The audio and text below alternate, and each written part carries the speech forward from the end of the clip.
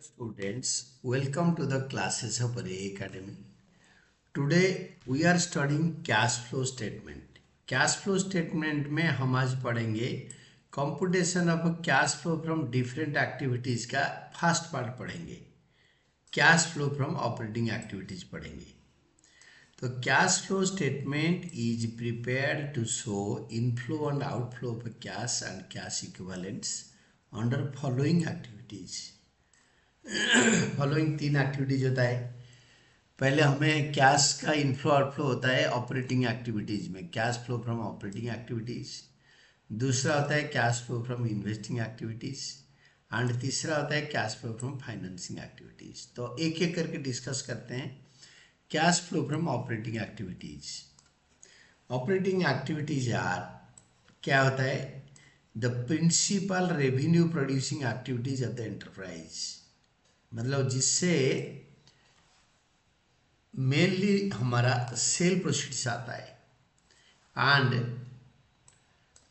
Other activities that are not investing और financing activities. और वो सारे एक्टिविटीज है जो फाइनेंसिंग और इन्वेस्टिंग एक्टिविटी है नहीं. Thus, a transaction is classified or shown as operating activity if it relates to principal revenue producing activities of the enterprise. एक एक्टिविटी को हम इन्वेस्टिंग एक्टिविटी बोलेंगे या अगर प्रिंसिपल रेवेन्यू अर्निंग प्रोसेस में आइडेंटिफाई होता है कि हाँ इस ट्रांजैक्शन की वजह से हमारा सेल हो रहा है.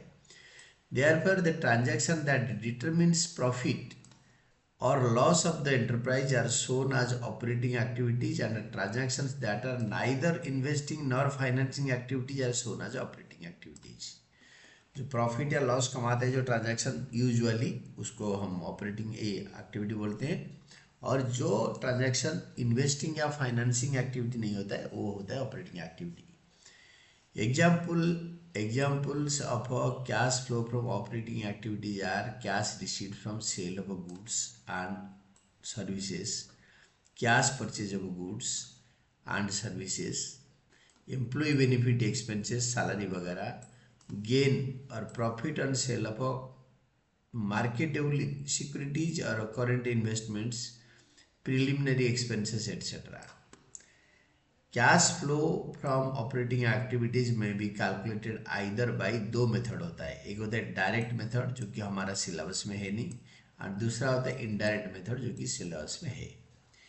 Indirect method of calculating cash flow from operating activities. Operating activity को कैलकुलेट करने का इनडायरेक्ट मेथड क्या है?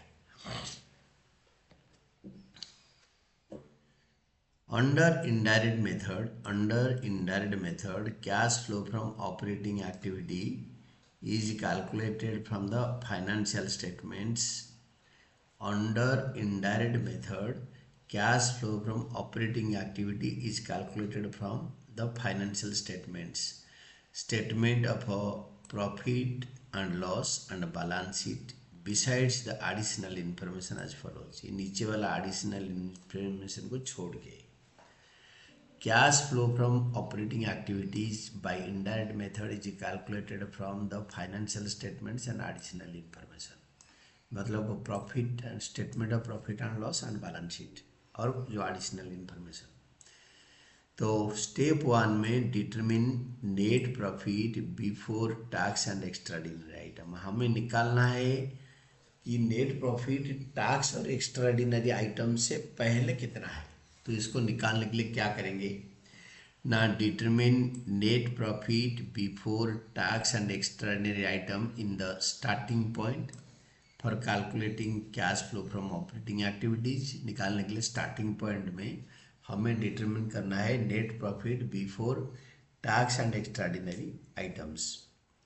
तो it may be taken from the statement of a profit or loss or may be calculated from the balance sheets of a surplus, balance of a statement of profit and loss.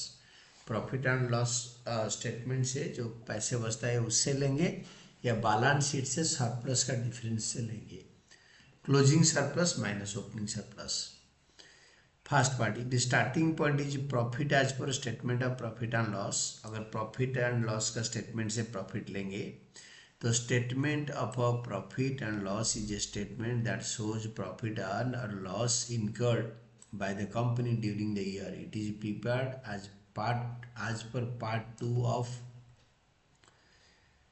मतलब जो statement of profit and loss कहाँ से prepare होते हैं, part 2 of schedule of part 2 schedule 3 of the companies act 2013 and therefore it will not have items of appropriation such as transfer to reserves, payment of a dividend, since these are not shown in the statement of a profit and loss.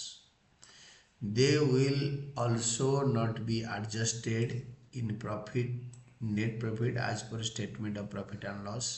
ये profit and loss account statement में dividend paid, transfer to general reserve, appropriation इसमें होता नहीं है। तो net profit before tax and extraordinary items in such a case is calculated as follows. तो हम क्या करते हैं ना, profit after tax as per statement of profit and loss, इसको यहाँ लिखेंगे कि closing profit minus opening profit का difference, add provision for income tax made during the year. ये करेंट ईयर का provision for tax, current year का value लिखेंगे इसको, और करेंट ईयर का यह हम लिख लेंगे। And extraordinary items debited as expenses to statement of profit and loss. कोई एक्स्ट्राऑर्डिनरी आइटम जो डेबिट हुआ है उसको ऐड करेंगे और ये दोनों को टोटल करके बाहर लिखेंगे, और ये दोनों को ऐड करके हम इसको यहाँ पे लिखेंगे। देन लेस कर देंगे a refund of income tax credited as income to the statement of profit and loss. तो जो इनकम टैक्स रिफंड मिला है उसको इधर लिखेंगे। Then extraordinary item calculated as income to the statement of profit and loss. कोई extraordinary item और कुछ होगा, जैसे insurance claim receive for disasters or abnormal losses like earthquake, loss in earthquake, and we are getting some insurance claim from the insurance company, उसको हम deduct करेंगे। दोनों को ऐड करके यहाँ लिखेंगे, और ये टोटल से ये लेस आइटम को लेस करके net profit before tax and extraordinary item लिखेंगे। तो इसका एक्सप्लेनेशन के बाद देखो, if the starting point is surplus balance in statement and profit and loss. Surplus क्या होता है ना, balance in statement of profit and loss is A part of reserves and surplus. Reserves and surplus का एक part होता है surplus, and is accumulated profit from which appropriations towards reserves and dividends are made. जिसी surplus से different type of appropriation होता है और dividend pay होता है। Transfer to reserves and payment of dividend is an appropriation of profit. तो transfer to reserves and payment of dividend is an appropriation of profit. Reserve को transfer करना, dividend pay करना, profit से appropriation मानते हैं। Therefore these are shown as deduction from surplus, इसीलिए ये surplus से डिडक्शन हो रखा है। Balance in statement of profit and loss से डिडक्ट हो रखा है। Net profit before tax and extraordinary items in this case is calculated as follows. इस केस में क्या कैसे कैलकुलेट करेंगे, difference between closing surplus and opening, closing balance and opening balance of surplus, balance sheet से अगर लेंगे तो balance in statement of profit and loss under reserves and surplus को इधर लिखेंगे, ऐड आइटम यहाँ लिख देंगे। Final dividend final and proposed paid during the year. जो डिविडेंड पे होता है, पे हुआ है इस साल, ये लास्ट ईयर का डिविडेंड इस साल पे होता है। जो लास्ट ईयर डिविडेंड प्रपोज हुआ था इस साल पे हो जाएगा। Interim dividend paid during the year, ये करेंट ईयर प्रपोज होता है, करेंट ईयर पे होता है यूजुअली। और ट्रांसफर टू रिजर्व से debenture redemption reserve, general reserve, any profit reserve, ये इंक्रीज जितना इंक्रीज हो रहा है रिजर्व में, अगर 50,000 से 60,000 हो गए तो 10,000 आ जाएगा। Provision for tax made during the year, ये करेंट ईयर का टैक्स प्रोविजन अगर 2 साल का दे रखा है तो। Extraordinary item debited as expenses to statement and profit and loss, any other extraordinary item जो कि डेबिट हुआ है, ये करेंट ईयर का वैल्यू आएगा, इसी साल जो डेबिट हुआ है। और ये सारे वैल्यू को हम यहीं पे लिख देंगे, ये सारे 8 आइटम है, इसको डायरेक्ट लिख के इसको ऐड करके फाइनल कॉलम में टोटल करके इधर लिखे देंगे। Then less refund of income tax, less refund of income tax credited as income during the two statement of profit and loss, ये करेंट ईयर का रिफंड डालेंगे। माइनस आइटम है, इसके अंदर वाले कॉलम में लिखेंगे, इसको बेटर रहेगा। Extraordinary item credited as income to profit and loss account, जो कोई इंश्योरेंस क्लेम मिला है अर्थक्वेक के लिए या अबनॉर्मल लॉस बाय फायर के लिए, तो ये दोनों, ये जितना आइटम होगा ये सबको ऐड करके हम इसको फाइनल कॉलम में लिखेंगे, और इस टोटल से इसको माइनस करके हम क्या करेंगे ना, आंसर निकालेंगे। This is the final answer, that is net profit before tax and extraordinary items. और नोट में लिखेंगे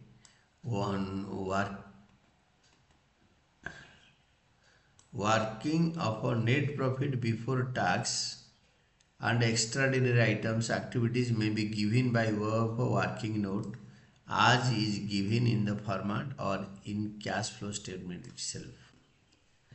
तो डिविडेंड क्या होता है, ये it is important to understand the meaning of terms proposed dividend and declared dividend। ये proposed dividend और declared dividend का डिफरेंस जानना बहुत जरूरी है। The term proposed dividend means it is proposed to be paid and shall be payable on it being declared approved by the shareholders।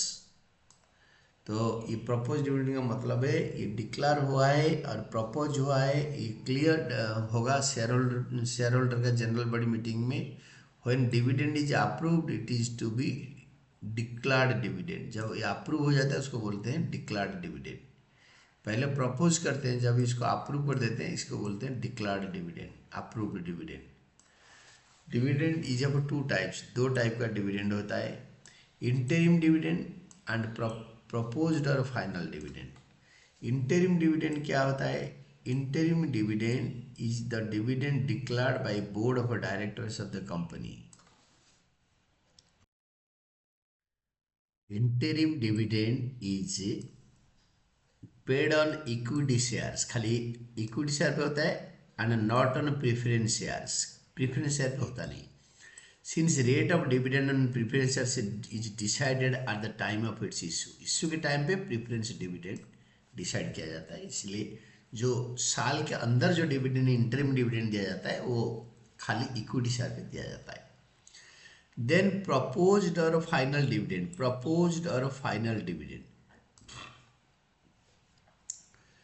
proposed or final dividend is proposed by the company at the time of at the end of the year and it is declared by the shareholders, shareholder declare करते हैं।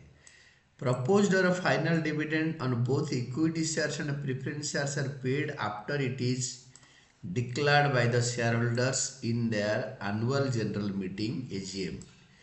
AGM for the year is held after the end of the financial year, यानी इसी साल financial year 2025 में खत्म हो गया तो 2026 में एजीएम होगा। In the next financial year AGM होते हैं, annual general meeting. As for revised contingencies and events occurring after the balance sheet date prescribes that proposed or final dividend is not paid, is not to be accounted in the books of account unless it is declared by shareholders।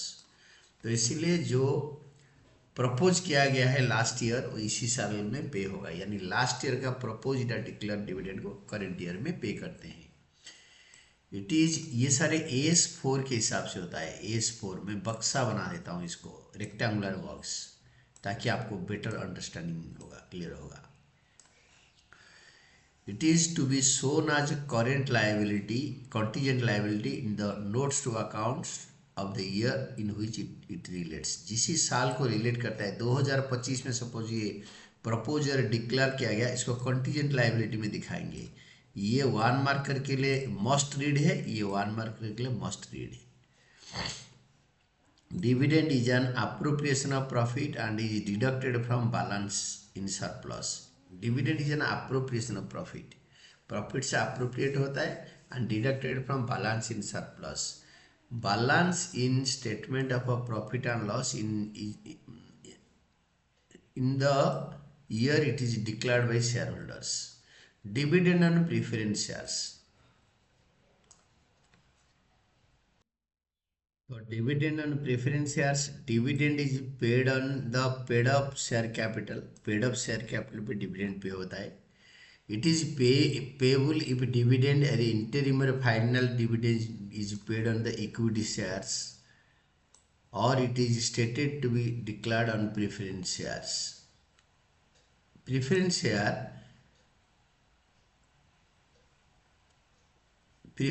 shares are prefixed with rates of a dividend. Example given है 8% preference share means dividend on preference shares will 8%. It is fixed. पहले preference dividend pay होगा, then जो पैसा बचेगा उससे equity dividend pay होगा।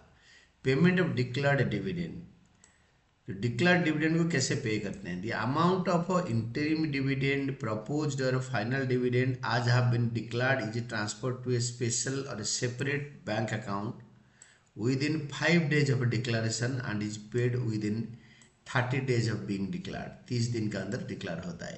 ये बहुत इंपॉर्टेंट है। जो पेमेंट ऑफ डिक्लेयर्ड डिविडेंड 5 दिन के अंदर एक सेपरेट बैंक अकाउंट खोला जाता है और 5 दिन के अंदर वो सेपरेट बैंक अकाउंट में ये पैसे ट्रांसफर होता है और 30 दिन के अंदर डिक्लेरेशन का 30 दिन के अंदर पे होता है। तो payment of a declared dividend. Reasons for adding और डिडक्टिंग अबव आइटम्स, ये सारे आइटम्स को ऐड या लेस करने का रीजन क्या है? Dividend paid, interim dividend is declared, approved by the board and is paid within 30 days of its being declared. As a result of a declaration, surplus or balance in statement of profit and loss account is debited and reduced, and the amount of interim dividend is added to determine net profit before tax and extraordinary items. Because of it is financing activity and payment thereof is shown as outflow of cash under financing activity. तो ये add होता है declared dividend और financing activity में minus होता है। In brief short में add interim dividend to the current year's profit under cash flow from operating activities, और B part में show it in the cash used outflow in the cash flow from financing activities of the current year. current year का financing activity होता है और interim dividend में add होता है operating activity में। तो दोनों जगह पे ट्रीटमेंट हो गया, एक जगह ऐड होगा एक जगह पे लेस होगा। और वो लास्ट ईयर का डिविडेंड इसी करेंट ईयर में इसको ट्रीट करेंगे। डिविडेंड में भी interim dividend which is paid on equity shares and is declared by the board of directors, और proposed dividend which is paid on equity shares and preference shares, it is proposed by the board of directors and declared by the shareholders in their annual general meeting, AGM में declare होता है। proposed और final dividend वो क्या है? in the current year proposed or final dividend of previous year will be declared, approved by the shareholders in their annual general meeting, because the meeting will be held, जो AGM वो कब होता है? it will be held after the end of the financial year. Financial year खत्म होते ही financial statement निकलते ही ये annual general meeting declare होगा। For example, the company has proposed final dividend of rupees 10 lakh for the year ended 31st March 2024. Annual general meeting to approve the final dividend will be held in the year ending 31st March 2025, after which it will be accounted in the books. इसके बाद इसको किताब में लिखेंगे।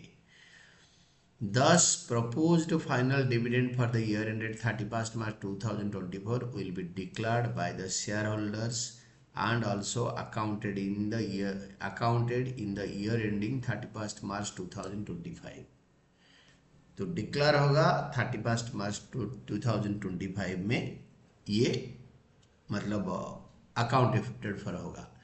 Dividend proposed by the directors for the current year is shown in the notes to accounts as a contingent liability. This is also very important. जो contingent liability के हिसाब से ये बैलेंस शीट के नोट टू अकाउंट्स में दिखाया जाएगा 1 marker के लिए। तो proposed dividend for the current year is shown as contingent liability in the notes to accounts. It is accounted after being declared by the shareholder in the annual general meeting held after the end of the accounting year. If dividend interim or proposed is paid on equity shares, it is payable on preference shares also. अगर equity dividend आप दोगे, पहले preference share holder को dividend देने के बाद equity dividend दोगे। Proposed final dividend of the previous year is shown as appropriation, as deduction from surplus is, for example, balance in statement of a profit and loss, that is, the amount is added to determine net profit before tax and extraordinary items because it is an outflow of cash to be shown under financing activity. ये cash add कर देंगे net profit before tax and appropriation निकालने के लिए, और minus करेंगे financing activity में। Proposed dividend in cash flow statement क्या ट्रीटमेंट होता है? When starting point profit for the year is calculated based on surplus, that is balance in statement of profit and loss. Treatment for proposed और final dividend in cash flow statement क्या होगा ना? 3 तरीके का objective बताए। Propose dividend of a current year is contingent liability since it is not declared by shareholders. No effect is given to the proposed final dividend for the current year as it is not accounted in the books of account. ये कहीं नहीं दिखाया जाएगा, ये notes to accounts में दिखाया जाएगा current year का प्रपोज डिविडेंड। एंड सेकेंड होता है proposed final dividend of previous year is added to determine net profit before tax and extraordinary items last year का। ये देखो very important is last year, previous year is added. Previous year मतलब last year, पिछले साल का। Current year का तो note to account में आएगा। Item under cash flow from operating activities since it is declared by shareholders and is accounted in the current year. Last year declare हुआ था, current year accounted हो रखा है। Then third होता है proposed final dividend of a previous year is shown as outflow of cash assuming that shareholders have declared the proposed dividend as was recommended. Proposed final dividend of a previous year, proposed final dividend of a previous year, पिछले साल, is shown as an outflow of cash, cash निकल गया, assuming that shareholders have declared the proposed dividend as was recommended. दोबारा देखो, proposed final dividend of previous year is shown as outflow of cash, assuming that the shareholder have declared that proposed dividend as was recommended and paid in this year. ये होते हैं आपके पूरा operating activity का first part.